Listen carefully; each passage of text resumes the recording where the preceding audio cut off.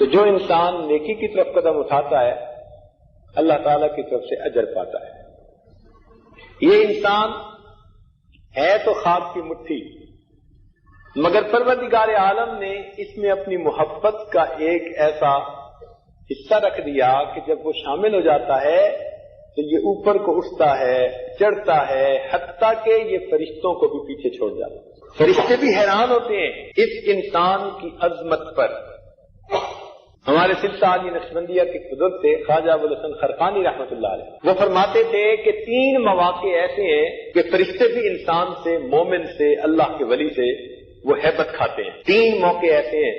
سب سے پہلی بات کہ جب ملک الموت کو حکم ہوتا ہے کہ ان کی روح کو قبض کر لیجئے، تو وہ روح تو قبض کر رہے ہوتے ہیں، لیکن جیسے بڑے قیمتی کسی چیز کو ہاتھ لگاتے ہوئے بندہ ذرا مرعوب ہوتا ہے، تو ملک الموت بھی روح نکالتے ہوئے مرعوب ہوتے ہیں اللہ کے اس دوست کو تکلیف نہ پہنچ جائے۔ اور دوسرا، جب وہ بندہ نیک اعمال کرتا ہے اور کرامن کاتبین وہ نیک اعمال اس کے نام اعمال میں لکھتے ہیں، حیران ہوتے ہیں کہ اس بندے کے ساتھ نفس کی مکاریاں بھی ہیں، شیطان بھی پیچھے پڑا ہوا ہے، کتنا عظیم انسان ہے، اتنے خلوص کے سجدے کرتا ہے، اللہ کے اعمال کرتا ہے کہ اس کے عمل پر اللہ اتنے بڑے بڑے اجر اس کو عطا فرماتے ہیں۔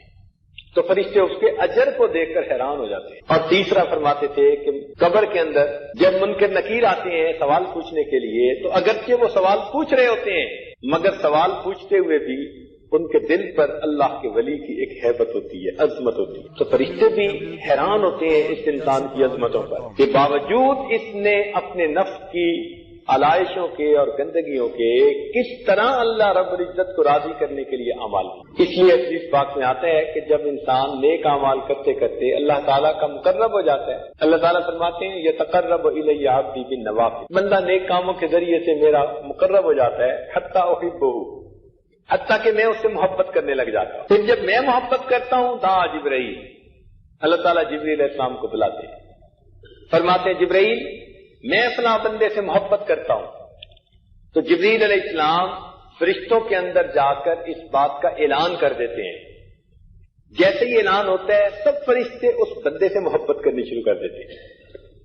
پھر جبرائیل علیہ السلام آسمان یہ دنیا پہ آتے ہیں، زمین پہ آتے ہیں، اور یہاں آ کر پھر وہی اعلان کرتے ہیں۔ اب یہ اعلان جب ہوتا ہے، حدیث پاک کے الفاظ ہیں ثم یودع لہ القبول فی الارض، پھر اللہ تعالیٰ زمین میں اس کے لیے قبولیت رکھ دیتے ہیں۔ لوگ اس سے واقف نہیں ہوتے لیکن اس کے چہرے کی طرف دیکھتے ہیں تو گرویدہ ہو جاتے ہیں، محبت کرنے لگ جاتے ہیں۔ سبحان اللہ، اس کے چہرے سے اس کی مسیحائی کا پتہ چل جاتا ہے۔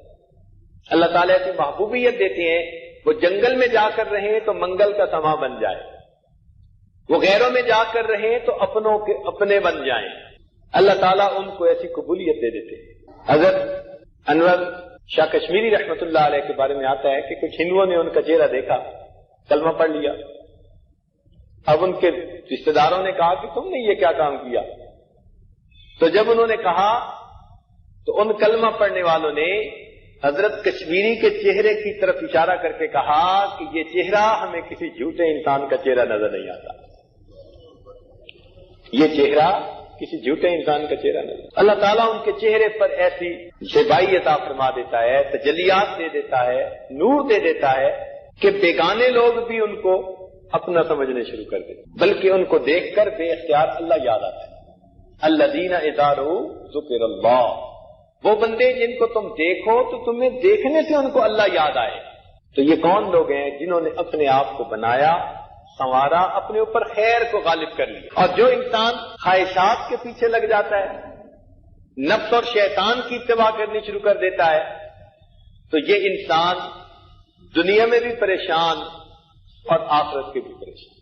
خسر الدنیا والآخرہ ذالک هو الخسران المبین۔